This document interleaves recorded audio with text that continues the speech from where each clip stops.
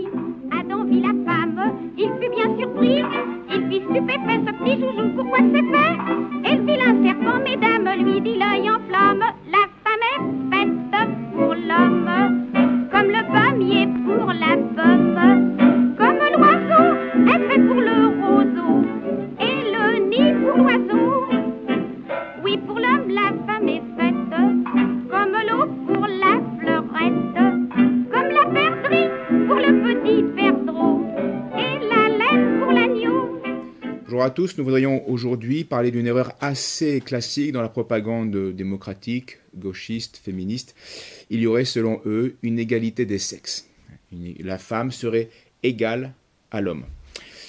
Et ceux qui affirment cette prétendue égalité des sexes, eh bien, ont en fait, nous le savons, quitté la réalité. Ils se sont enferrés dans une idéologie, car le bon sens et l'observation de la nature suffisent pour se rendre compte de cette illusion.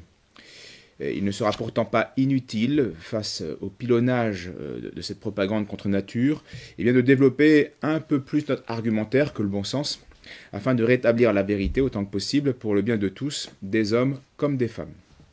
Mais avant toute chose, une remarque s'impose. Nous allons faire œuvre d'intelligence. Nous allons donc parler de l'homme et de la femme in abstracto, en soi, dans l'abstrait, dans ce qui les constitue naturellement et généralement, et non pas, nous n'allons pas parler de tel homme et de telle femme, in concreto, dans ce qui les caractérise accidentellement. Donc, in abstracto, ça veut dire dans la plupart des cas, l'homme est le chef de la femme. Ce qui ne veut pas dire que, in concreto, telle femme ne puisse pas être le chef de tel homme, comme la mère est le chef de son garçon, comme une reine serait chef de ses sujets, ou comme une femme médecin serait chef de son service et donc d'un infirmier. Alors si vous n'êtes pas capable de comprendre cette distinction, je vous conseille de passer votre chemin et d'aller faire autre chose. Alors cette remarque étant faite, eh bien, nous pouvons avancer.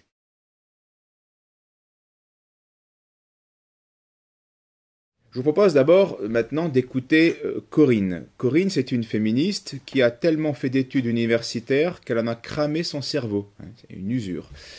Et à conséquence, eh bien, elle va dire beaucoup de bêtises, mais avec cet avantage de les dire en très peu de temps, ce qui est assez rare et remarquable. Alors ça va nous faire gagner du temps. Alors profitons-en et écoutons-la. Joyeux anniversaire, Corinne. Ce soir tu es la reine. Il n'y a pas de hiérarchie naturelle entre les sexes. Il y a une hiérarchie culturelle. Donc tout ça, c'est une construction culturelle et que l'on retrouve dans de nombreuses sociétés et qui est quasiment universelle et qui est aujourd'hui remise en cause très très récemment dans les sociétés occidentales en particulier. Mais donc il n'y a pas de hiérarchie naturelle. Avez-vous remarqué la sotte suffisance de Corinne qui nous lance tranquillement son énorme sophisme? Il n'y a pas de hiérarchie naturelle entre les sexes. Et tout ça, ce serait une construction culturelle, mais pourtant, on la retrouve dans de nombreuses sociétés. C'est même quasiment universel. Mais c'est seulement aujourd'hui, très récemment, et uniquement en Occident, que l'on refuse, par idéologie, eh bien, ce fait vécu de tous les temps, de toute l'humanité. Et alors, elle prétend conclure de manière rigoureuse et évidente qu'il n'y a pas de hiérarchie naturelle. Fallait oser. Comme dit un tonton flingueur, les cons, ça ose tout, et c'est vraiment à ça qu'on les reconnaît. Il est évident qu'ici, la chargée de recherche du CNRS a quitté la science humble et soumise au réel pour un volontarisme militant et un aveuglement idéologique. Car c'est un fait de nature et de l'histoire humaine. Tous les peuples de l'humanité, tous les peuples du monde ont connu la famille patriarcale, dont les membres se groupent autour du père comme un centre, comme un lien, comme le chef de tous. C'est un fait indéniable qui n'est pas le résultat d'une convention entre les hommes. C'est une loi de la nature, donc d'origine divine, qui n'est pas susceptible d'abrogation de la part des hommes. Écoutons Corinne encore une fois. La question de la domination masculine est universelle. Alors cela a été montré par les anthropologues la question du matriarcat n'existe pas. Toutes les sociétés sont patriarcales, c'est-à-dire qu'il existe une domination masculine, une domination des hommes sur les femmes et aussi sur les enfants. Donc la vraie fin de la famille, c'est de transmettre la vie, mais aussi de la conserver. Or, pour former et éduquer vertueusement les générations futures, il faut une union stable entre les hommes, entre l'homme et la femme, et donc une union stable des parents, qui doivent être certains et connus pour le bien des enfants. Ce qui ne se produirait pas s'il n'y avait pas un lien obligatoire, stable, entre l'homme et la femme. Et c'est ce qu'on appelle bien le mariage, cette union stable. Et cette organisation naturelle est une question vitale, et aussi bien pour la perfection des individus que pour la survie de la société. Et de tout temps, l'homme a exercé le commandement de cette société familiale, créée par le mariage. Il est vrai que cette domination naturelle de l'homme sur la femme et sur les enfants n'est pas toujours vertueuse. Elle peut et elle connaît des excès, malheureusement.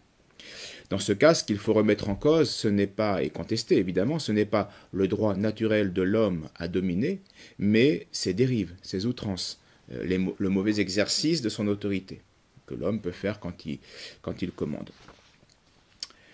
Car si le mari a bien un droit naturel de domination sur sa femme, cette domination n'est évidemment pas absolue. Ce pouvoir a des limites. Dans l'Antiquité, diverses sociétés ont donné aux hommes sur les femmes le droit de vie ou de mort, le droit à la polygamie, le droit à la répudiation, la servitude complète de la femme. Bon, en fait, tout cela n'était que des abus du droit naturel. Donc l'influence chrétienne, sans nier ce droit naturel de l'homme sur sa femme, a peu à peu supprimé ces abus, tempéré les excès de cette domination, autant que faire se peut. Ça, c'est aussi un fait historique. Mais c'est encore un autre fait historique que quand l'esprit chrétien a commencé à se perdre dans les élites, donc à partir du XVe, XVIe siècle, sous l'influence de la Renaissance, du naturalisme païen, eh bien, les outrances du pouvoir, politique comme familial, ont commencé à refaire surface. On refusera, par exemple, à la femme mariée le droit de garder la propriété de son patrimoine en la rendant incapable d'actes juridiques. C'est un excès. Cette mise sous tutelle du mari était contraire à la thèse chrétienne de la capacité complète de la femme, tenue seulement à la subordination au mari pendant le mariage et dans l'intérêt d'une bonne administration pour la communauté des biens créés de plein droit entre l'époux par le mariage, entre les époux.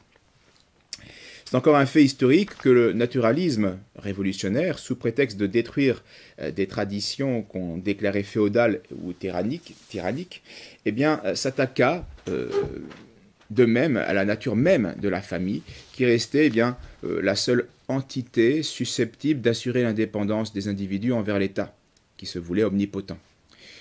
La Révolution a donc commencé par considérer le mariage comme un simple contrat commercial. Au nom de la liberté individuelle, la Révolution donna à tout Français la faculté du divorce. Au nom de l'égalité, elle assimila les droits de l'enfant né hors mariage à ceux qui étaient nés dans le mariage légitime. Et quant à la puissance paternelle, elle sera, à la demande de Mirabeau, déclarée comme suspecte par la Constituante, et Danton sera applaudi quand il soutiendra que les enfants appartiennent à la République avant d'être à leurs parents. C'est ça l'œuvre de la Révolution qui détruit la famille. On est aujourd'hui dans les conséquences ultimes. Cette révolte contre l'ordre naturel, assez récente dans l'histoire des hommes, a semé donc le chaos en quelques années.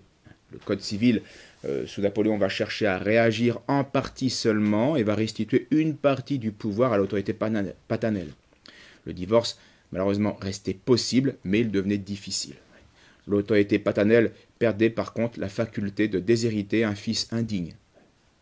Et ça, c'est un abus contre l'autorité du père.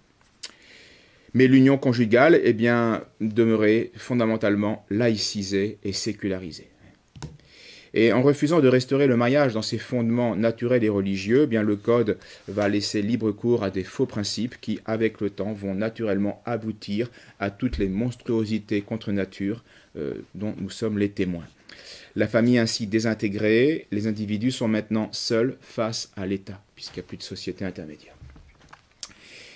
car à la déchristianisation des masses du XIXe siècle va en plus s'ajouter la grande industrie qui va disperser les familles jusqu'à alors elles travaillaient collectivement sous la direction du père, donc ça va être un obstacle en plus à l'unité. L'idole démocratique, évidemment, qui va chercher l'égalité de tous et en tout. L'instabilité géographique qui va rendre l'exercice du pouvoir plus difficile, des parents et donc du père.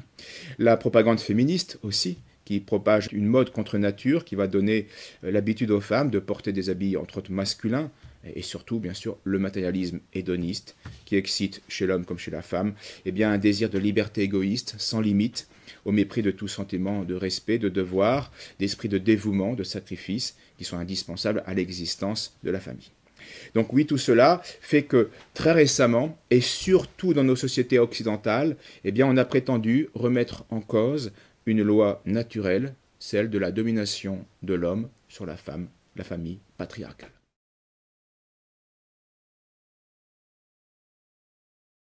Joyeux anniversaire, Corinne. Ce soir tu es la reine. Il n'y a pas de hiérarchie naturelle entre les sexes. Il y a une hiérarchie culturelle. Tout le problème justement des sociétés, c'est comment cette différence a été construite culturellement de manière hiérarchique. Comme si on avait des difficultés à penser la différence de manière égalitaire et on la pensait toujours en termes hiérarchiques avec donc un pôle qui va être supérieur, en l'occurrence le masculin, le fait d'avoir un pénis, et un pôle qui serait inférieur, qui serait le féminin, qui serait défini comme par référence au masculin, comme n'ayant pas de pénis. Donc, en plus, avec une référence qui est androcentrée, qui est une référence masculine. Alors tout cela est bien sûr absolument faux.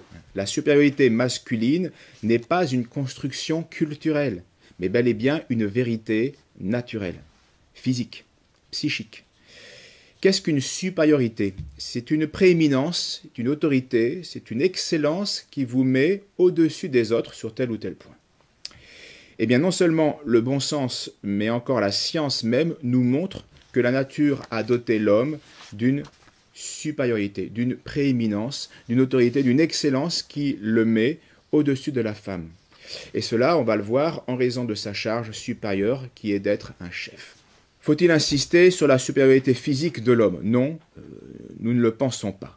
Elle crève les yeux. Et c'est d'ailleurs pour cela que le sport féminin intéresse beaucoup moins le public que le sport masculin. Mais relevons aussi la supériorité intellectuelle, artistique et créatrice de l'homme. Combien de grands peintres, de compositeurs, de musiques, d'architectes, de philosophes, de mathématiciens, de physiciens ou de grands couturiers et de chefs cuisiniers masculins, pour combien de femmes dans ces métiers-là qui ont su se faire un nom en ces domaines et sans jamais vraiment atteindre, ou alors si rarement, le niveau masculin. La réalité est là.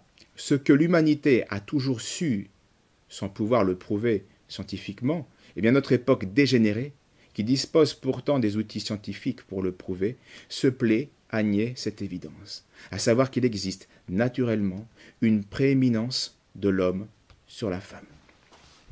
En 2003, André Bergevin, un professeur honoraire de l'Université de Paris, dans son livre « Révolution permissive et sexualité », avec un sous-titre qui était « De la tolérance comme argument à la transgression, comme processus ». C'est un livre vraiment que tout homme doit lire, que tout chef, tout père doit lire.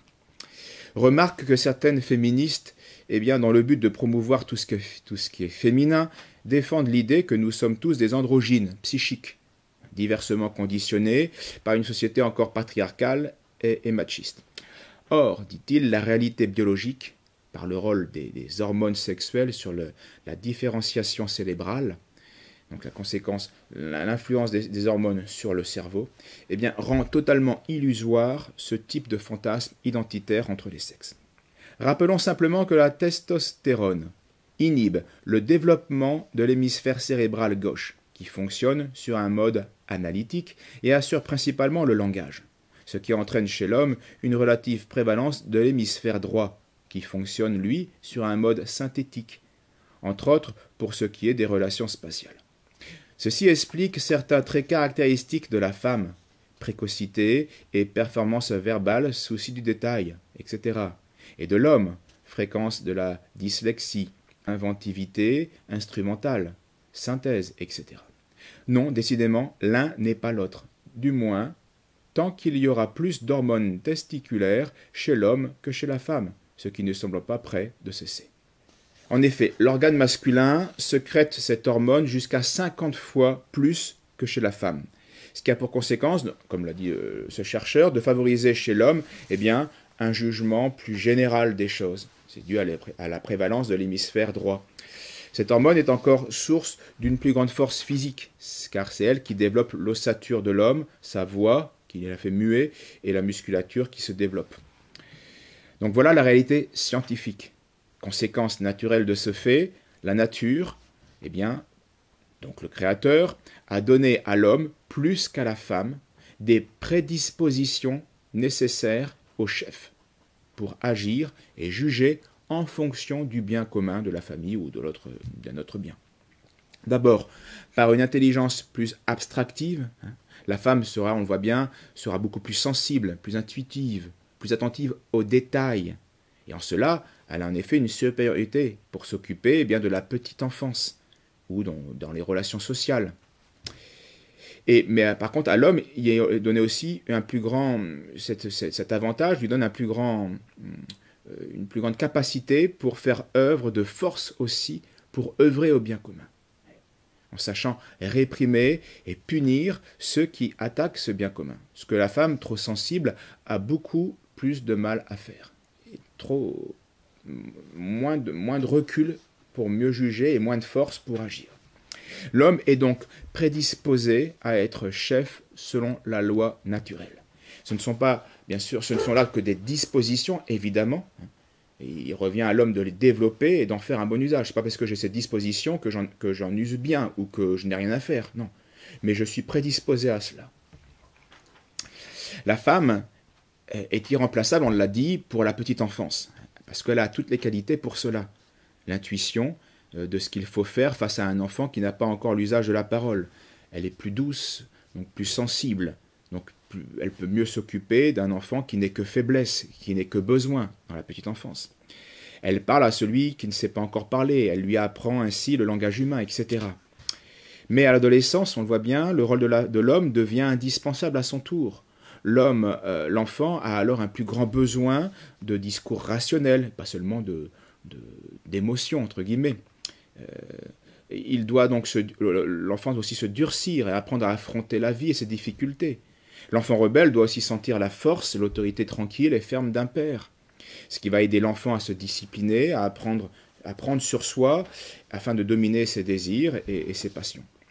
Donc, voilà pourquoi les fils de nos rois étaient confiés à des femmes jusqu'à l'âge de 7 ans et après 7 ans confiés à des hommes, éduqués par des hommes.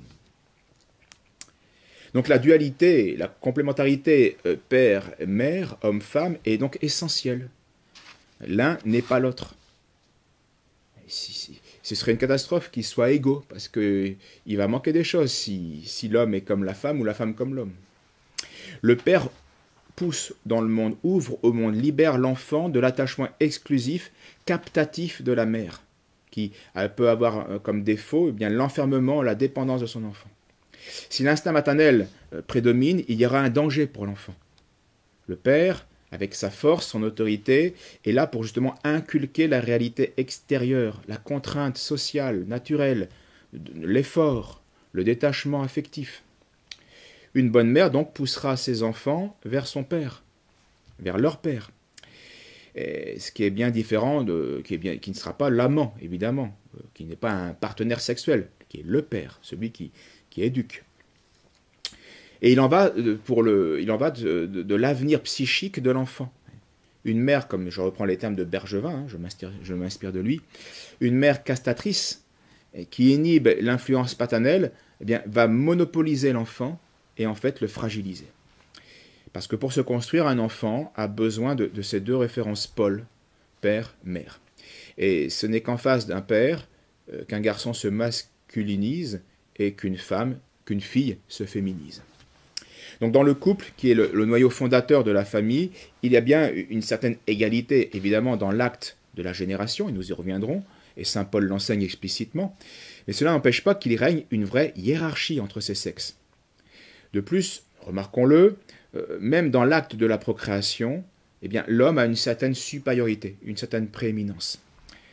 Certes, dans l'acte sexuel, l'homme comme l'épouse se donnent l'un à l'autre mutuellement. Donc il y a là égalité d'amour, évidemment. Et pourtant, première supériorité de l'homme par rapport à la femme, l'homme est toujours fécond, naturellement. Il peut chaque jour donner la vie, si cela convient. Il n'en va pas de même de la femme, qui n'est pas toujours féconde. Ensuite, deuxième supériorité de l'homme, c'est l'homme qui donne sa semence, et c'est la femme qui reçoit la semence. Et enfin, si on ne s'arrête pas aux apparences, on verra que dans la génération même, l'homme est bien plus principe que la femme. Et c'est là la troisième supériorité. En effet, c'est le père et le père seul, l'homme seul, de par son patrimoine génétique, naturel, qui va décider, entre guillemets, eh bien, du sexe de l'enfant. La femme apporte toujours la même matière en ce domaine-là, le chromosome X, qui va s'associer soit avec un chromosome X ou Y de l'homme, qui va donner la fille ou le garçon. Donc la spécificité sexuelle de l'enfant vient de l'homme et non de la femme. Et cette hiérarchie des sexes, eh bien, est une donnée naturelle, physique. C'est pourquoi, chez les Grecs, Aristote en particulier, eh bien, considérant les multiples fonctions de l'âme humaine, eh bien, distinguer en chaque humain ces deux principes explicatifs. Un principe masculin, fait de domination, rationnel, réflexif, et puis un principe plus féminin, fait de sensibilité, d'intuition. Donc il faut un équilibre entre les deux, en nous-mêmes comme dans le couple. Il y a une hiérarchie entre les deux. Et selon saint Thomas, l'âme humaine est en effet eh bien, source des deux principes, la raison et la sensibilité. L'un, le masculin, participe plus à la divinité et à sa puissance, l'autre, le principe féminin, est plus propre à la créature et à son indigence. Mais, comme pour l'équilibre humain, il ne faut pas être que force, mais il faut être aussi sensibilité. Il ne faut ni être que rationnel, il faut aussi avoir des sentiments. Et donc les enfants, filles comme garçons, eh bien, ont besoin d'un père et d'une mère qui s'aiment réellement, afin de voir et de profiter des qualités propres à l'homme et propres à la femme, pour en faire une synthèse équilibrée dans leur propre personnalité. Mais cette synthèse exige toujours une hiérarchie de l'homme envers la femme, c'est-à-dire de la raison envers les sentiments. Donc Dieu a bien fait les choses, malheureusement, et ce sont les hommes qui mettent de la désunion et du désordre là où le plan créateur mettait de l'union et dans la hiérarchie.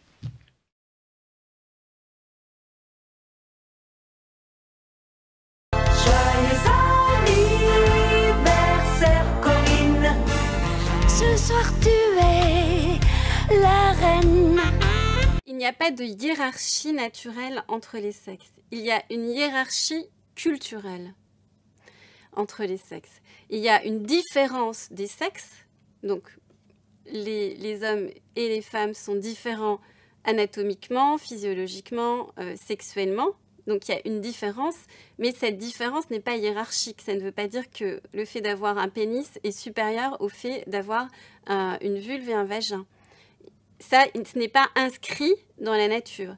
Et ce qui est aussi inscrit dans la nature, c'est que pour se reproduire, on a besoin des deux sexes de manière égalitaire. Donc, les deux sont complémentaires de manière égale pour faire un enfant, pour se reproduire et pour reproduire la société.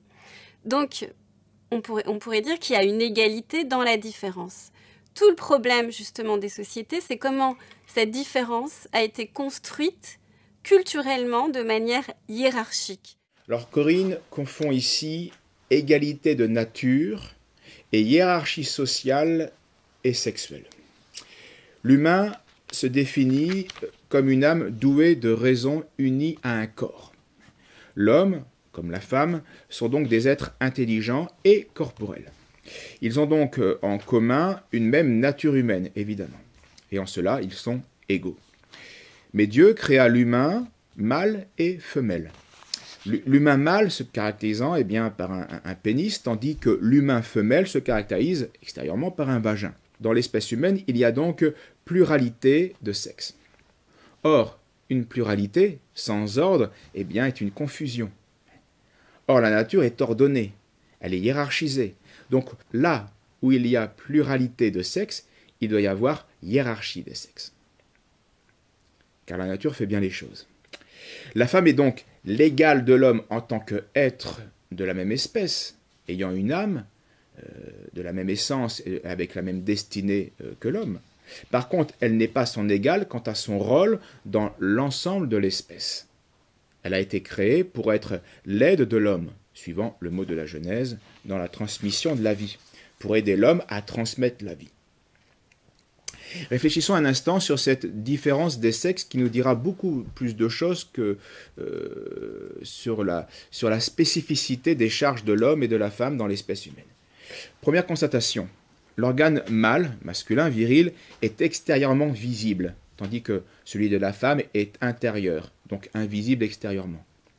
Tout cela est un signe des missions propres de chaque sexe, car naturellement, c'est l'homme qui va chercher à l'extérieur la subsistance du foyer, qui le défend contre des forces nuisibles, étrangères, et qui lui assure une certaine liaison avec les forces bienfaisantes qui l'avoisinent. Contrairement à la femme qui, elle, est plus utile et plus habile au foyer, tandis que l'homme, lui, est capable d'assurer une bienfaisante stabilité à ce foyer. Donc la femme est moins visible extérieurement socialement, mais plus utile intérieurement pour l'équilibre social au foyer. Il y a donc une correspondance entre les différences anatomiques et les différences psychologiques et les missions spécifiques de l'homme et de la femme. L'homme est le supérieur de la femme parce que sa mission et sa charge sont supérieures à celles de la femme. Voilà, tout est là. C'est pour cela qu'il a plus de force et plus d'autorité pour pouvoir mener à bien cette mission. Et là encore, nous avons un signe de cela dans les organes reproducteurs. Car dois-je apprendre à Corinne, cette anthropologue, que si une femme n'a pas de pénis, comme l'homme, elle a pourtant elle aussi un organe érectile, qui est le clitoris. Or, cet organe n'a ni l'importance, ni la vitalité, ni la puissance de son correspondant masculin. Si on compare ce qui est comparable, on constate que tout nous ramène aux missions spécifiques de chacun des sexes, dans l'ordre social. Les ovaires de la femme, par exemple, ont pour correspondant chez l'homme ses testicules. Ces deux organes sont nécessaires à la procréation sans être égaux pour autant. Ils produisent, certes, tous les deux, des semences qui manifestent bien, là encore, la différence hiérarchique des sexes. Les spermatozoïdes de l'homme sont mobiles et plus libres que son correspondant féminin. Ce sont eux qui vont à la rencontre de l'ovule, de la femme. Ce sont eux qui bougent pour se nicher dans l'utérus. Donc tout manifeste le besoin et l'utilité sociale de la femme d'être fixe dans son foyer pour le bien de l'enfant et du foyer. Ce qui a pour conséquence d'être moins mobile et moins libre socialement que l'homme, qui lui a toujours toujours pour le bien social du foyer, et pour le bien de la femme et de l'enfant, va jouir d'une plus grande liberté, disposer d'une plus grande liberté parce qu'une plus grande force et donc d'une plus grande mobilité hors du foyer. C'est ainsi que procède la nature. Alors certes, le confort technologique et un monde perverti, et puis des lois contre nature, peuvent rendre ces vérités moins évidentes, moins crues, mais elles ne pourront jamais les supprimer, parce qu'elles sont inscrites dans la nature humaine. Donc pour reprendre les termes de Corinne, ce n'est pas parce que l'homme a un pénis qu'il est supérieur à la femme, mais c'est parce qu'il a une mission supérieure à la femme qu'il a un pénis. Là encore, l'anatomie parle d'elle-même. Les organes féminins et ces cycles rendent la femme moins mobile, extérieurement, professionnellement. Tout le monde sait qu'une femme est régulièrement indisposée, intérieurement et physiquement, psychiquement, et que sa délicatesse exige plus de précautions pour se soulager en voyage dans ses besoins naturels. La poitrine des femmes, si nécessaire au bien de la famille et à l'enfant, est souvent une gêne pour elles dans des activités physiques assez intensive. Donc naturellement, là encore, l'homme a plus d'aisance, plus de liberté extérieure que la femme. Sans parler de la gestation des 9 mois, qui immobilise la femme, l'allaitement pendant 1 à 2 ans, sa nécessaire présence auprès du fragile enfant qui vient de naître pendant plusieurs années. Donc la femme a un rôle ici irremplaçable qui exige stabilité au foyer. Rôle qui garde encore sa pertinence lors de l'adolescence et qui réclame eh bien, tout autant d'attention et d'aide, même si c'est d'une manière beaucoup plus prudente et différente, et plus élevée. Donc toute la mission primordiale de la femme est au foyer, tandis que la mission de l'homme est tout aussi importante, mais plus haute et plus dure, parce que l'homme doit veiller au foyer intérieurement et extérieurement.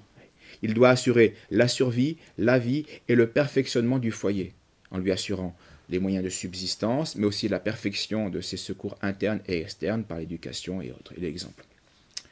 Telle est la nature donc des sexes et leurs conséquences. Ce qui veut dire que socialement, l'exercice d'une autre profession pour une femme mariée, eh bien, ce sera, dans la plupart des cas, cela se fera au détriment de sa mission d'épouse et de mère, donc pour le bien familial.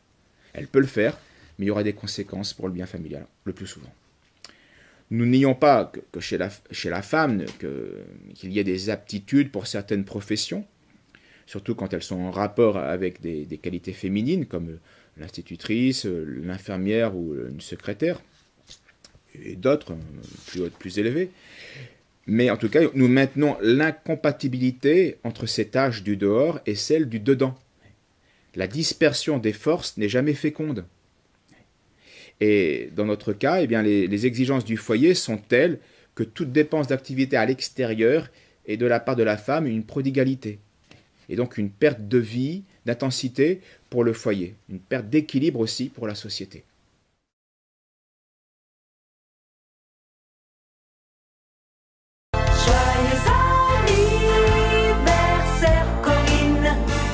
Ce soir tu es la reine. Il n'y a pas de hiérarchie naturelle entre les sexes. Il y a une hiérarchie culturelle. On a une différence des sexes, mais on ajoute une valeur différentielle en termes de hiérarchie qui ne devrait pas être assignée à cette différence qui est purement anatomique. Donc ça, c'est quelque chose de construit et qui, justement, vise à perpétuer la domination masculine et le patriarcat, qui est un fait universel dans toutes les sociétés et qui, juste aujourd'hui, récemment remis en cause par donc, des sociétés occidentales, dont la nôtre. La domination masculine est un fait universel dans toutes les sociétés, récemment remis en cause par des sociétés occidentales, dont la nôtre. Voilà. Vous avez encore remarqué, une fois de plus, l'aveu de Corinne. Corinne a le cerveau tellement déglingué qu'elle ne réalise pas qu'elle est en train de montrer par ce qu'elle dit, eh bien, que la domination masculine ne peut pas être un fait culturel, mais bel et bien un fait naturel, nié par l'idéologie très récemment. En effet, une société sans hiérarchie sera, quelle que soit sa constitution, livrée à l'anarchie. Et elle ne pourra pas vivre. Dans la société civile, il faut un chef, un prince, un roi, un président, peu importe son nom. De même, dans la famille, elle manquerait d'unité si elle n'avait pas de chef. Un chef, et pas 2 chefs. Aucune société ne peut vivre sans autorité. Or, le mariage, qui produit une famille, produit par là même une société. Et cette société comporte 3 types d'individus. Le père, la mère, les enfants. Cette société a donc besoin d'une autorité unique, indiscutée, aux mains d'un chef responsable.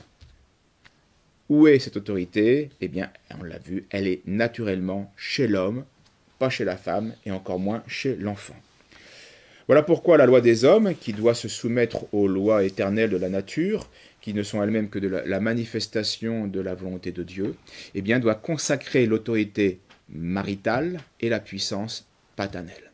Ainsi, par exemple, comme c'est dans les dépendances de la maison et parmi les occupations domestiques qu'est le travail des mères de famille, eh bien, la loi des hommes devrait empêcher que les mères de famille à cause de la modicité du salaire de l'homme, eh bien, soit contrainte de chercher hors de la maison une occupation rémunératrice, négligeant ainsi des devoirs particuliers qui lui incombent, dont la plus haute est l'éducation des premiers enfants, l'éducation première. Une mère qui travaille ne peut plus éduquer ses petits-enfants, et ceci est une catastrophe sociale. L'activité de la mère au foyer, même si elle ne rapporte rien au PIB d'un pays, est d'une importance capitale et irremplaçable pour la société, car elle contribue à lui éviter beaucoup de délinquants et de névrosés. Là où un père est au travail, pour une mère qui est au foyer, il y aura moins de misère dans la société, et donc moins besoin de prison. Plus de mères au foyer, moins de prisonniers, c'est certain. L'homme possède le droit à gouverner parce qu'il a le devoir de protéger sa femme et son foyer. La femme, on le sait bien, est inapte à porter les armes. Elle est donc inapte à défendre physiquement et utilement son foyer, même si elle a l'instinct maternel est capable de beaucoup de choses, mais elle aura ses limites. Dans les situations extrêmes et violentes, elle aura besoin de plus fort qu'elle. Elle aura besoin d'un homme et donc de son époux. C'est pourquoi l'homme a le droit de lui commander. Dire que l'homme est le chef de la femme et que par conséquent la femme doit obéir à son époux ne veut pas dire que l'on restreint le rôle maternel à l'enfantement charnel, ce qui serait minimiser outrageusement son rôle, et tenir à un rang purement corporel, donc animal. Non, la femme est vraiment ministre et auxiliaire avec l'homme dans le gouvernement, dans l'éducation des enfants. La paternité, comme la maternité, sont des activités proprement humaines et donc spirituelles. La femme a donc sa part indispensable à assumer dans la formation de l'âme de ses enfants par l'éducation. C'est pourquoi la science, l'art, la culture,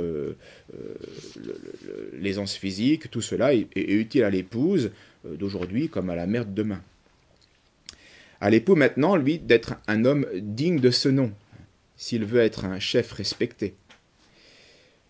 À l'homme d'être juste et vertueux, d'être dévoué et amoureux de sa femme.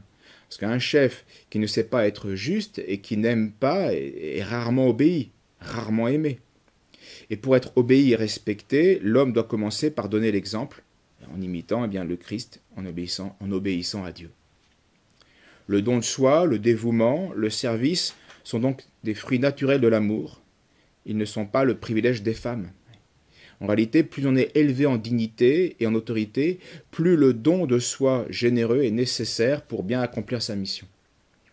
Le vrai chef sera donc attentif à être aussi le premier en charité, selon l'enseignement du Christ donné à ses apôtres, qui, vous savez, à un moment, se disputent les premières places.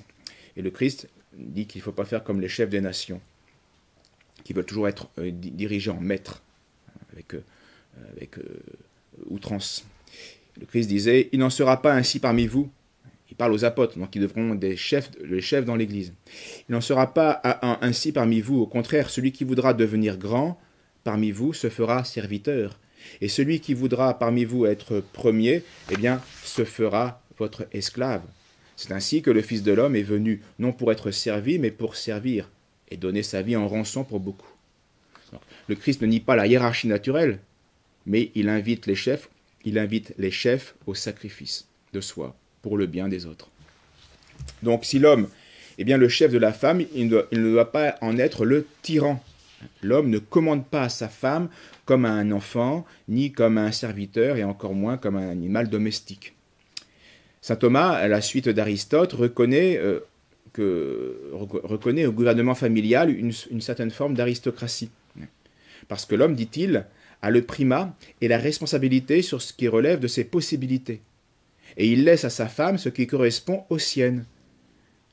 Et si l'homme voulait tout s'arroger et n'abandonnait à sa femme aucune direction, ce serait l'erreur de l'oligarchie, un accaparement de l'autorité au détriment des autres. Il faut savoir déléguer, faire confiance, reprendre, reprocher, diriger, oui, mais déléguer. La femme a sa part de liberté et a sa capacité de commandement, relative mais réelle. S'il y a des travaux qui ne peuvent être convenablement accomplis que par les hommes, il y en a d'autres qui ne peuvent être entrepris convenablement que par les femmes. Et donc tout bon chef intelligent sait cela et doit accepter de déléguer. Donc l'obéissance vertueuse de la femme, comme le commandement vertueux de l'homme, sont donc nécessaires au bien de la société. Et il ne sera pas plus humiliant ou dégradant à une femme d'obéir à son mari qu'à un lieutenant-colonel qui doit obéir à son colonel. Et ceci pour le bien de la famille comme pour le bien d'un régiment. Cette subordination de la femme à son mari ne prouve pas que telle femme soit inférieure à tel mari, et encore moins que telle femme ou que tel lieutenant-colonel soit méprisable. Mais simplement que la charge du mari est supérieure à celle de l'épouse. Et que le mari a donc naturellement aussi, et c'est pour ça qu'on lui a confié cette charge, que la nature lui confie cette charge, parce que le mari a naturellement plus d'inclination à accomplir cette tâche.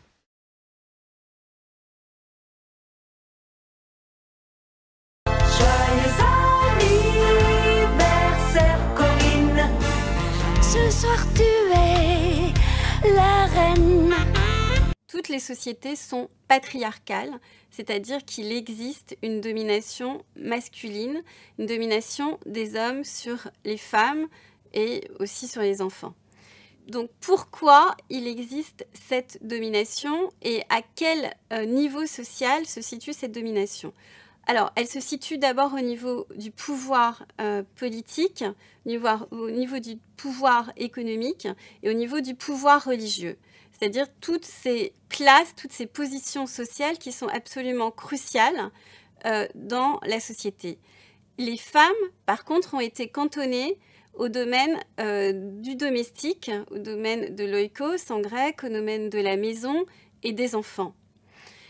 Alors, comment s'explique cette domination masculine ? On pense qu'elle est justement liée à la différence des sexes et en même temps au fait que les femmes, que le corps des femmes est le lieu de la reproduction et le lieu où se font les enfants. Le corps des femmes est absolument essentiel pour la reproduction sociale et donc c'est un bien précieux et les hommes se sont appropriés donc le contrôle de la sexualité des femmes et de leur reproduction, en même temps en les cantonnant aussi à ce domaine pour pouvoir aussi se reproduire la société tout en contrôlant les sphères qui étaient les plus valorisées socialement. Corinne confond tout et raisonne mal. Elle attribue à une volonté humaine ce qui est une nécessité naturelle. En réalité, en bonne féministe, elle fait tout bonnement ce qu'elle reproche aux hommes injustement, à savoir imposer un ordre arbitraire pour servir une volonté de puissance. En fait, les féministes ont une volonté de puissance. Vous avez remarqué les expressions dont se sert Corinne. Les femmes ont été cantonnées au domaine de domestique. Non. La nature même, c'est la nature même qui les a réservées à ces tâches pour servir au bien commun de l'espèce humaine. Elle dit encore, les hommes se sont appropriés le contrôle de la sexualité des femmes et de leur reproduction en les cantonnant à ce domaine. Non, ce ne sont pas les hommes qui ont cantonné les femmes à la petite enfance. C'est la nature des corps qui l'exige pour le bien des enfants et donc pour leur éducation et donc pour la société et la famille. Elle dit encore, le corps des femmes, essentiel pour la reproduction, est un bien précieux. Ah oui, oui. Et c'est pour cela que les hommes ont fait des lois pour protéger ce bien précieux, en favorisant et en réglant le mariage, en interdisant tout ce qui pouvait souiller, détruire ce bien, comme l'avortement, la contraception, le divorce, la prostitution. Il est de plus tout à fait naturel que l'homme, en raison de la différence des sexes et de leurs conséquences sociales, soit au commandement de toutes les positions sociales cruciales de la société. C'est une conséquence naturelle. Bref, on l'a assez montré, l'homme est le chef de la femme, et ceci est un fait de nature et en aucun cas une construction culturelle du patriarcat. Mais ce qui est aussi vrai, et ce qui a pu provoquer à juste titre un ressentiment chez les femmes, c'est que la domination naturelle de l'homme envers sa femme n'est pas toujours une domination juste et vertueuse, et malheureusement. Les hommes ont souvent dénaturé la nature. Ça s'appelle le péché. Dans un sens comme dans l'autre d'ailleurs. Soit en exagérant le pouvoir masculin, soit en outrepassant le pouvoir féminin. L'immoralité, le libertinage, l'orgueil sont de tous les temps et de tous les sexes. Les femmes grecques ne s'appelaient pas des féministes, mais elles en avaient parfois certaines revendications. Et n'oublions pas ce fait historique, c'est le christianisme qui a proscrit la polygamie et le divorce, qui était pratiqué dans l'Antiquité et toléré par la loi ancienne. Le Christ a vraiment libéré la femme de cet état de servante ou d'objet brutal de jouissance pour l'homme, et qu'il a ainsi rétabli dans son rang et dans sa dignité de compagne de l'homme, d'associé à l'homme. Non pas en la mettant au-dessus de l'homme, mais en la libérant des outrances de l'homme. Et tout en affirmant l'égalité de dignité de l'homme et de la femme, en nature et dans leur vocation. Le Christ a aussi rappelé après cela l'autorité de l'homme sur la femme. Tout a été rappelé, remis à sa place. Quand l'Écriture dit « Lorsque Dieu créa Adam, il le fit à la ressemblance de Dieu. Il les créa mâles et femelles, et il les bénit, et il leur donna le nom d'homme lorsqu'ils furent créés. » La femme, on le voit bien, est bien intentionnellement signalée comme faite elle aussi dans son être individuel à l'image de Dieu. Toutefois, précise saint Thomas, par rapport à un certain trait particulier et secondaire, l'image de Dieu se trouve dans l'homme, qui ne se trouve pas dans la femme. L'homme, en effet, est le principe de la femme, et sa fin, comme Dieu est le principe et la fin de toute créature. Ève a été faite d'Adam et pour Adam. C'est pour cela que l'apôtre, ayant dit que l'homme est à l'image et à la gloire de Dieu, et la femme la gloire et à la gloire de l'homme, montre pourquoi il l'avait dit quand il ajoute « Car l'homme n'est pas de la femme, mais la femme de l'homme. Et l'homme n'a pas été créé pour la femme, mais la femme pour l'homme. » C'est pourquoi, écrit saint Paul, « La femme doit, à cause des anges, avoir sur la tête un signe de sujétion. Toutefois, ni la femme n'est sans l'homme, ni l'homme sans la femme, dans le Seigneur. Car si la femme a été tirée de l'homme, donc supériorité là, de l'homme, l'homme naît aussi de la femme, et donc la dépendance. Et alors tout vient de Dieu. Vous voyez, on voit bien, quand tout est à sa place, tout est harmonieux, équilibré, mais tout est hiérarchisé.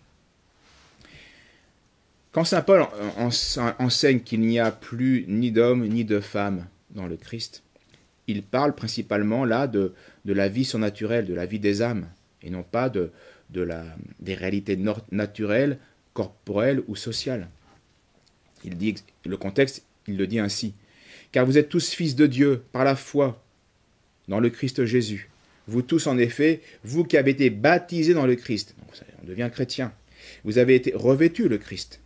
Et alors à ce moment-là, il n'y a plus ni juif ni grec, il n'y a plus ni esclave ni homme libre, il n'y a plus ni homme ni femme, car vous n'êtes tous qu'une personne dans le Christ Jésus.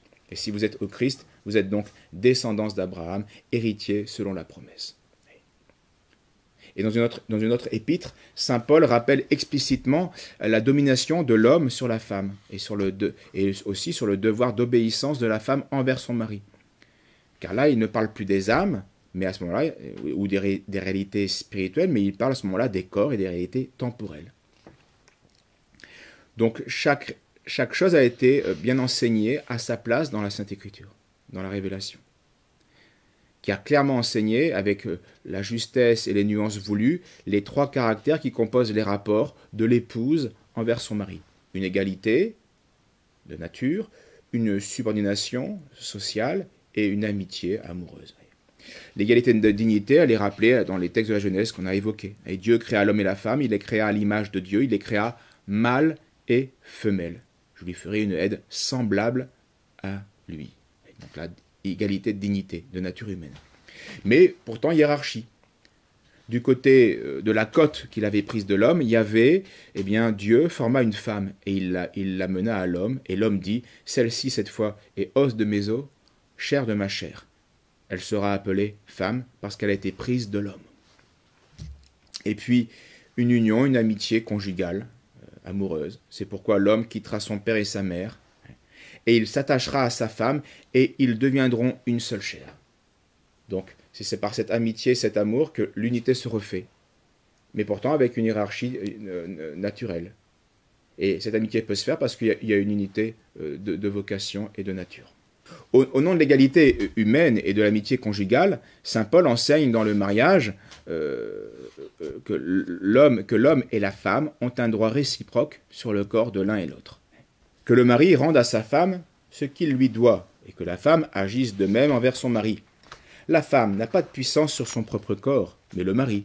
Pareillement, le mari n'a pas de puissance sur son propre corps, mais la femme. Ne vous soustrayez pas l'un à l'autre, si ce n'est d'un commun accord, pour un temps, afin de vaquer à la prière, puis remettez-vous ensemble, de peur que Satan ne vous tente, par suite de votre incontinence. Je dis cela par condescendance, je n'en fais pas un ordre. Aux personnes mariées, j'ordonne, non pas moi, mais le Seigneur, que la femme ne se sépare point de son mari. Si elle en est séparée, qu'elle reste sans se remarier, ou qu'elle se réconcilie avec son mari. Pareillement, que le mari ne répudie pas sa femme.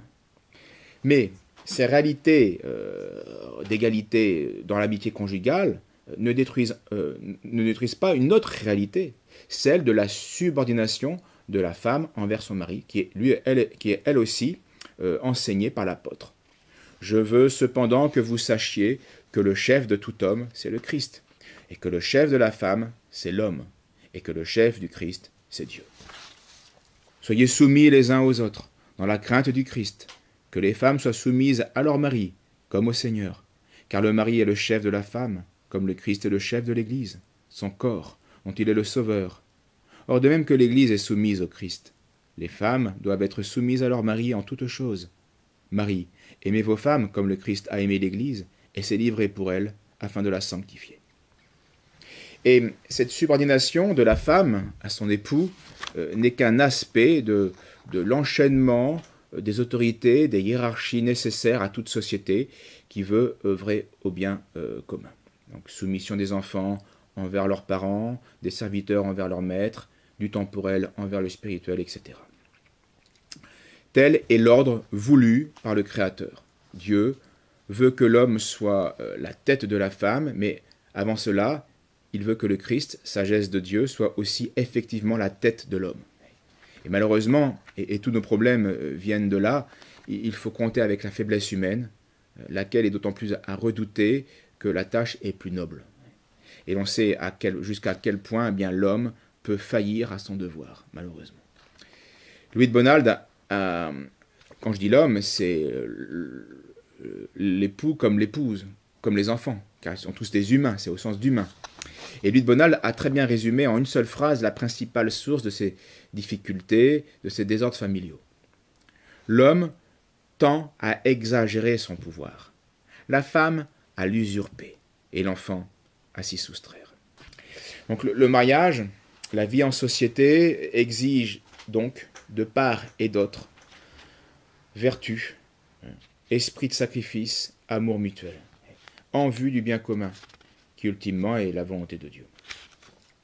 L'homme, le mari, le père n'échappe pas à la misère humaine, et dans ce cas, eh bien, l'épouse, la mère, sera parfois obligée d'endosser de nouvelles responsabilités, de suppléer aux déficiences de l'autorité masculine. Mais la femme non plus n'échappe pas à la misère humaine. Et c'est pourquoi elle devra se faire violence pour ne pas être envahie par ses sentiments, pour ne pas abuser des émotions, ni de finasseries harcelantes, ni de câlins enivrants pour manipuler son mari, afin d'obtenir eh bien, la réalisation de ses désirs. Et de même, l'homme devra s'abstenir d'attitudes despotiques, qui sont comme des coups de force qui humilient la compagne, qui effritent le ciment de l'amour, parce que ces mouvements eh bien, ne sont souvent que l'expression d'un égoïsme non maîtrisé, d'un orgueil qui ne veut pas convenir de ses faiblesses ou de ses limites. C'est pour cela que l'apôtre disait, de même que l'Église est soumise au Christ, les femmes doivent être soumises à leur mari en toutes choses. Puis il disait bien, Marie, aimez vos femmes comme le Christ a aimé l'Église et qu'il s'est livré pour elle afin de la sanctifier. Il y a un sacrifice. C'est ainsi que les maris doivent aimer leurs femmes comme leur propre corps, que chacun de vous aime sa femme comme soi-même et que la femme révère son mari. Et Saint Paul ne cesse pas de retourner le problème dans tous les sens et de rappeler les devoirs des uns et des autres. L'homme et la femme doivent donc se renoncer mutuellement en vue d'accomplir la volonté de Dieu. Autorité et obéissance, en langage chrétien, ne signifie pas arbitraire et passivité. Mais de part et d'autre, souveraine activité et vertueuse est guidée par une unique loi, celle du bien commun, celle du bon plaisir de Dieu. Cet idéal qui fonde la collaboration conjugale exige une conscience pure qui ne se crée pas par un beau matin de noces, même sous l'influence de la bénédiction nuptiale. La grâce de Dieu est certes puissante, mais la sagesse divine se défend d'agir sans la sagesse humaine. Et celle-ci est le fruit d'une laborieuse conquête, d'un effort soutenu.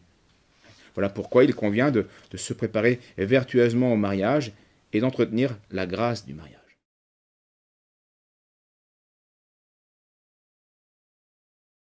La femme, on l'a vu, n'est pas l'égale de l'homme, mais elle n'est pas non plus l'esclave de l'homme. Ces vérités déplaisent aux femmes orgueilleuses qui voudraient dominer l'homme, mais elles déplaisent aussi aux hommes orgueilleux qui voudraient simplement se servir des femmes comme de simples esclaves. Ces vérités donc ne sont pas à la mode, elles découlent pourtant des principes certains. Il est donc dangereux de vouloir les accommoder aux caprices démocratiques du jour. Si on le fait, comme c'est malheureusement le cas à notre époque, on va engendrer quantité de fléaux sociaux. La société a besoin des femmes, mais nullement de féministes ni de prostituées. Remarquez d'ailleurs que la prostitution et le féminisme aboutissent au même désordre en fait. Mépris du mariage comme société stable et hiérarchique, refus de procréer et de se sacrifier pour le bien de la génération dans le mariage, qui comporte un engagement perpétuel. Féministes et prostituées, même combat. Pourtant, il y a une différence. La prostitution n'a jamais vraiment réussi à faire, à travers les âges, ce que le féminisme a réussi à faire en même pas un siècle. Un siècle de féminisme a quasiment détruit la société aujourd'hui. La femme libérée ne veut pas être une épouse soumise. Elle veut être libre de son plaisir et quand elle veut, sans les inconvénients de la prostitution servile. Très bien. Et on ne s'engage plus. Et ainsi, une femme aura 3 enfants de 3 hommes différents. Les enfants seront privés de la figure paternelle, ce qui entraînera une absence de transmission de valeurs et favorisera l'anarchie sociale. Ce désordre est en plus favorisé par l'intervention d'un État dégénéré et inversé, qui, à coup de droits sociaux exorbitants et de pensions alimentaires, subventionne la femme libérée, isolée, qui, malgré la propagande, a eu encore assez d'instinct maternel pour ne pas avorter son gamin.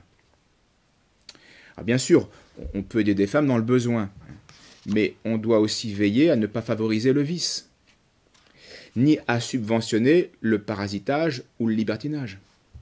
L'État devrait donc combattre le concubinage et aider plutôt la femme mariée, bien plus que la femme libérée, qui dérègle tout l'ordre social. Et pour cela, il suffit de revenir aux lois qui ont fait nos civilisations, en faisant respecter les lois divines du mariage, tout simplement. Donc, pénalité financière aux hommes qui auraient abandonné leur épouse, interdiction de toute cause de divorce, peine de mort ou prison pour ceux qui pratiquent l'avortement, soutien financier aux femmes mariées qui seraient pauvres, ou aux veuves, ou aux femmes qui mariées qui ont été abandonnées. La société n'a aucune obligation à entretenir un assistanat pervers qui favorise l'inconséquence, l'impudicité ou la débauche. Une société qui propage cette mentalité égoïste et hédoniste est condamnée à périr à court terme. Et on le voit bien. Elle ne peut que s'écrouler. Et quand elle sera écroulée, la femme, blanche, on le verra dans nos pays remplacés, qui sera isolée parce qu'elle a voulu profiter de sa courte vie et donc refuser de fonder un foyer sous l'autorité de la protection d'un mari, comprendra que dans un monde tribalisé, il n'est pas bon d'être une femme seule, même libérée. Cette inversion des valeurs propagée par l'État dégénéré et inversé, se fait au nom des droits de l'homme. Au nom des droits de l'homme. Le mouvement féministe n'est qu'une conséquence logique de l'esprit démocratique, fondé sur cette subversive et illusoire Déclaration des droits de l'homme de 1789. Dans l'ordre chrétien, les femmes étaient honorées, protégées, sans qu'il soit besoin de proclamer eh bien, une égalité chimérique entre l'homme et la femme, dans la famille comme dans la société. Bien que l'homme et la femme aient la même nature, la femme n'est pas l'égale de l'homme politiquement. Et ceci est d'ailleurs vrai aussi des hommes. Il n'existe pas d'égalité politique entre tous les hommes. Pourtant, ils sont de même nature. L'égalité politique et la liberté absolue, comme la souveraineté du peuple, sont des mythes, des impostures intellectuelles. Ces doctrines ont triomphé parce qu'elles plaisaient à la femme féministe comme à l'homme libertin. Mais tous les deux sont en fait des révolutionnaires en lutte contre leur créateur et contre l'ordre voulu par le créateur, et donc renouvellent le péché d'orgueil d'Adam et d'Ève, qui ont prétendu à l'indépendance vis-à-vis des lois du créateur. La franc-maçonnerie, évidemment, organe de cette révolution luciférienne, ne s'est pas seulement attachée à détruire l'ordre surnaturel, en combattant l'Église, le catholicisme, mais elle s'est aussi attaquée à l'ordre naturel, en détruisant, autant que faire se peut, l'ordre familial, en s'attaquant en tout premier lieu au mariage. C'est ce qu'a fait la Révolution dès 1792, qui a réintroduit après plus de 1500 ans de disparition, quasiment, ou presque, la possibilité du divorce, ce fléau que le christianisme avait fait disparaître. En 1816, l'activité de Bonald va arriver à faire reculer la Révolution sur ce point. C'était un exploit. Mais malheureusement, la décadence continue et en 1884, Alfred Naquet, un judéo-franc-maçon, va réintroduire ce fléau du divorce.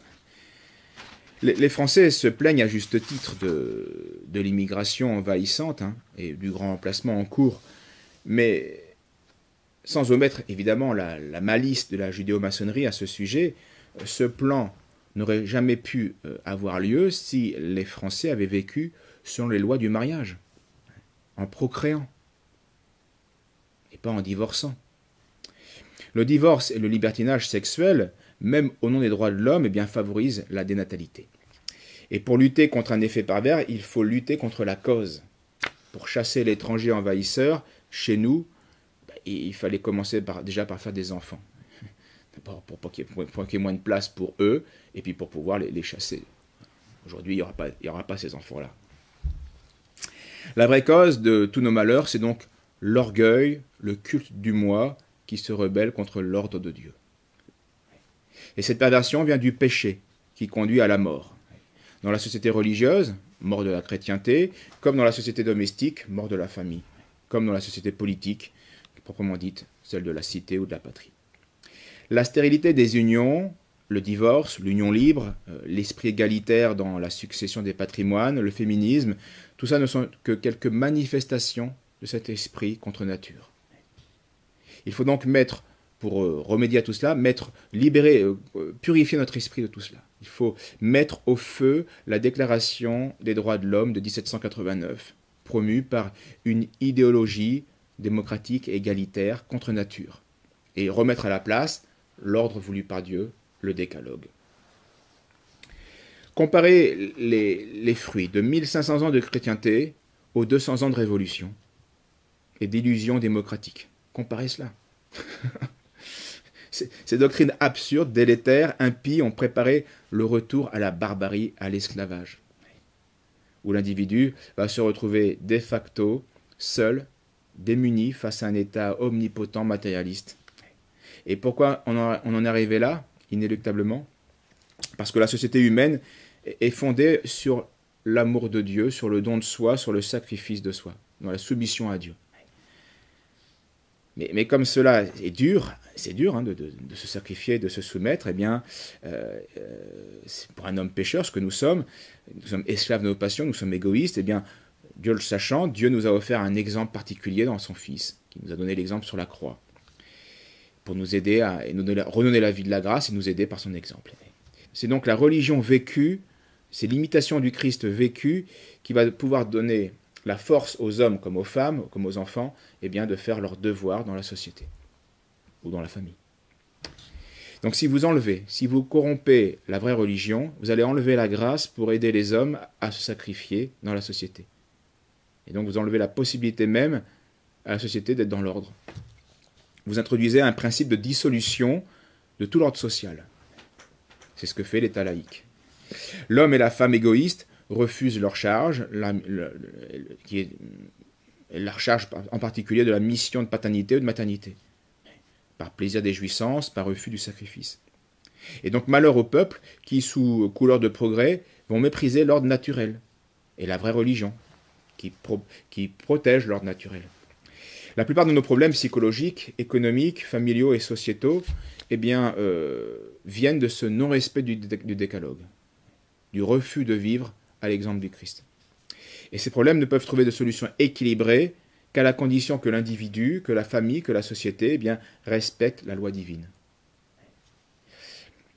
Et à ce sujet, au XIXe siècle, un auteur d'un article sur l'individualisme dans la revue d'Apologétique avait déjà alerté ses contemporains sur ces problèmes, et je vous lis son intervention. Le mariage transformé par le divorce en bail à terme. L'enfant accaparé par l'école athée obligatoire. L'unité familiale supprimée faute d'autorité et de soumission. Un patrimoine que le fisc aura tôt fait de désagréger. La tyrannique ingérence de l'État installée partout. Voilà où nous en sommes. Les mœurs ont contribué à cette décadence. Mais le législateur et les pouvoirs publics ont une grande part de responsabilité. Les conséquences ne se font pas attendre, et le mot prophétique de Bonald trouve sa triste et flagrante application. Quand l'État détruit la famille se venge et ruine l'État. De fait, aujourd'hui, la société se heurte à d'angoissants problèmes, ceux de la protection de l'enfance, des retraites aux vieillards, des soins aux malades, par exemple.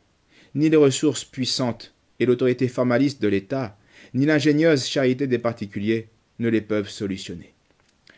On apporte d'insuffisants palliatifs, des secours à demi efficaces pour des besoins exceptionnels, qui deviennent très dangereux pour tous si on les tient pour des institutions régulières, permanentes et générales.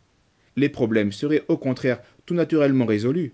Ils se poseraient même à peine en face d'une famille puissamment organisée, où l'enfant, soigné et élevé par ses parents, assurerait à son tour, quand il deviendrait adulte, la vieillesse de ceux-ci contre le besoin.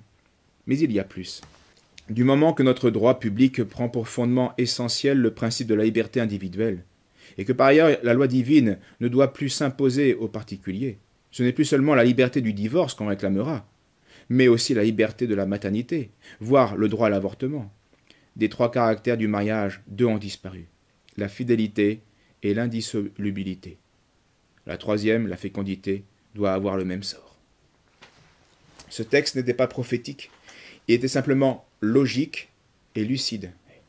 Et quand on ne respecte pas les lois naturelles, la nature se venge. La fin de la famille va entraîner la fin de la patrie. Et c'est justice parce qu'on ne viole jamais impunément les lois divines. Nous allons conclure sur notre propos par ce passage de la grande encyclique, bien sûr, sur le mariage, la dernière en date, celle de Pie XI. La société domestique, ayant été bien affermie par le lien de cette charité, il est nécessaire d'y faire fleurir ce que saint Augustin appelle l'ordre de l'amour. Cet ordre implique la primauté du mari sur la femme et ses enfants, et la soumission empressée de la femme, ainsi que son obéissance spontanée, ce que l'apôtre recommande en ces termes, que les femmes soient soumises à leur mari, comme au Seigneur, parce que l'homme est le chef de la femme, comme le Christ est le chef de l'Église. Cette soumission, d'ailleurs, ne nie pas, elle n'abolit pas la liberté qui revient de plein droit à la femme, tant à raison de ses prérogatives comme personne humaine, qu'à raison de ses fonctions si nobles d'épouse, de mère et de compagne. Elle ne lui commande pas de plier à tous les désirs de son mari, quel qu'il soit, peu conforme peut-être à la raison même ou à la dignité d'épouse. Elle n'enseigne pas que la femme doit être assimilée aux personnes que dans le langage de droit on appelle mineures, et auxquelles, à cause de leur jugement insuffisant formé, ou de leur impéritie à l'égard des choses humaines, on refuse d'ordinaire le libre exercice de leurs droits. Mais elle interdit cette licence exagérée qui néglige le bien de la famille. Elle ne veut pas que, dans le corps moral, qu'est la famille, le cœur soit séparé de la tête, au très grand détriment du corps entier et au péril très proche de la ruine. Si en effet le mari est la tête, la femme est le cœur, et comme le premier procède la primauté du gouvernement, celle-ci peut et doit revendiquer comme sienne cette primauté de l'amour. Au surplus, la soumission de la femme à son mari peut varier de degré. Elle peut varier dans ses modalités, suivant les conditions diverses des personnes, des lieux et des temps. bien plus. Si le mari manque à son devoir, il appartient à la femme de suppléer dans la direction de la famille. Mais, pour ce qui regarde la structure même de la famille et sa loi fondamentale, établie et fixée par Dieu, il n'est jamais et nulle part permis de les bouleverser ou d'y porter atteinte. Pie XI, Casti, Conoubi, 1930.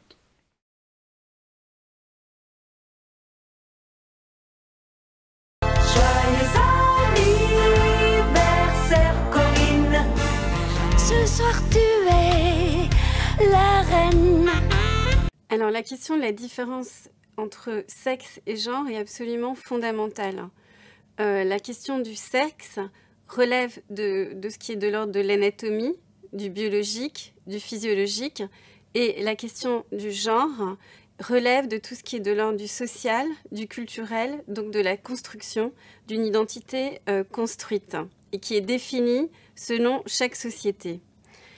Donc la question de la différence des sexes, donc c'est une différence, c'est un fait constatable, c'est un fait biologique. Nous vous proposons une immersion dans la société antillaise des iguanes afin de voir comment là aussi le patriarcat a relégué la femelle iguane à un rôle principalement reproductif et domestique.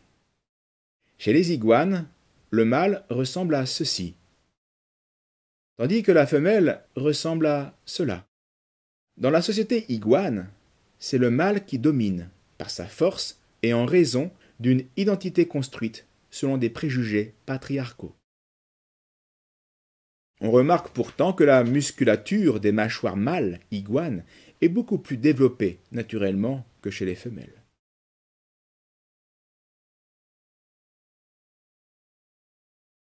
En raison d'un contrat social établi par les mâles seuls et en raison d'une culture aristocratique propre aux iguanes, les mâles luttent entre eux afin de laisser au plus fort le soin de procréer et ainsi de procurer le meilleur bien possible à l'espèce iguane. La femelle, soumise, sera conquise par tant de force et de bravoure, car la société iguane est une société patriarcale, raciste, homophobe et transphobe. Le mâle domine le couple. Ennemis de la diversité, les iguanes ne se reproduisent qu'entre iguanes et de manière uniquement hétéronormée. Quant aux trans, ils ont été définitivement exterminés de la communauté iguane. Donc, il y a une différence sexuelle qui est donc de l'ordre de la nature, de l'ordre de l'anatomie, de l'ordre du biologique.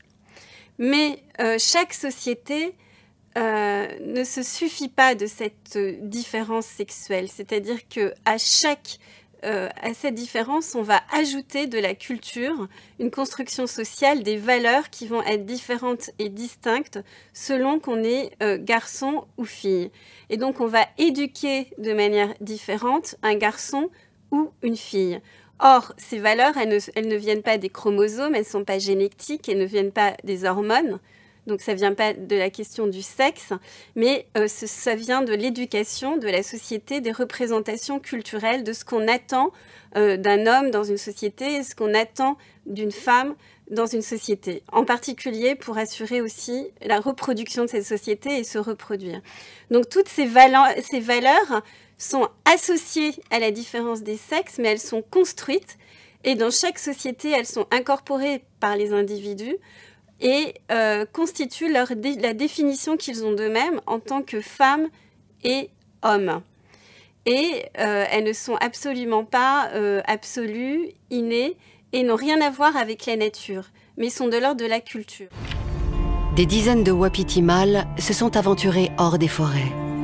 Ces animaux de près de 300 kilos vont s'affronter. À coups de décibels.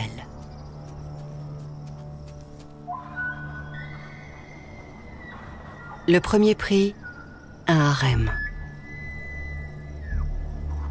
Le jury est composé de femelles très exigeantes. Celui qui remportera leur suffrage gagnera aussi le droit de s'accoupler avec elles. on reconnaît facilement les mâles non dominants à leur brame peu impressionnant. Celui-ci paraît davantage taillé pour le rôle. Il sait incontestablement donner de la voix. Séduite, les femelles accourent et délaissent les concurrents moins convaincants.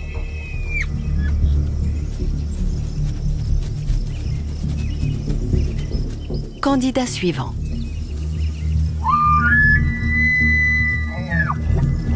De même force que le précédent, il lui vole plusieurs femelles.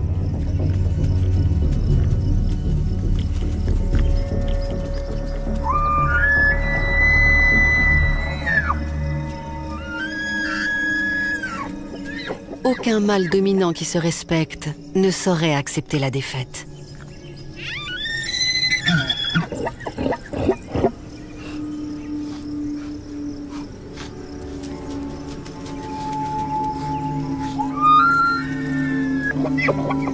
Les deux ténors vont se défier. Le concours va prendre une tournure beaucoup moins pacifique. En prévision de ce moment, les bois des wapitis poussent d'1 centimètre par jour depuis plusieurs mois.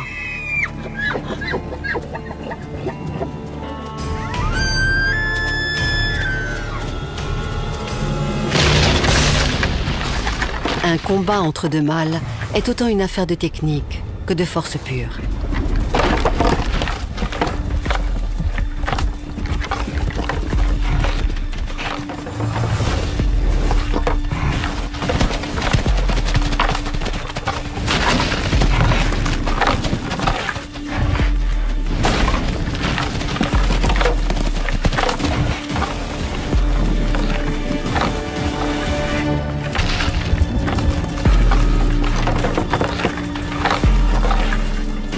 La plupart des duels ne durent que quelques secondes. Mais ces deux-là se battent depuis 6 minutes et aucun n'est disposé à céder.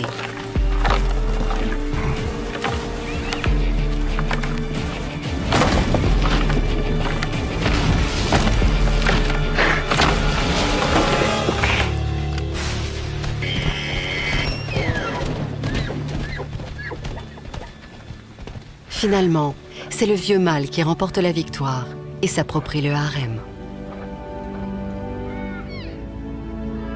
Il a gagné le droit de transmettre ses gènes à des milliers de descendants. Sans fameux, vraiment, l'homme s'ennuierait terriblement. Pour lui, quel martyr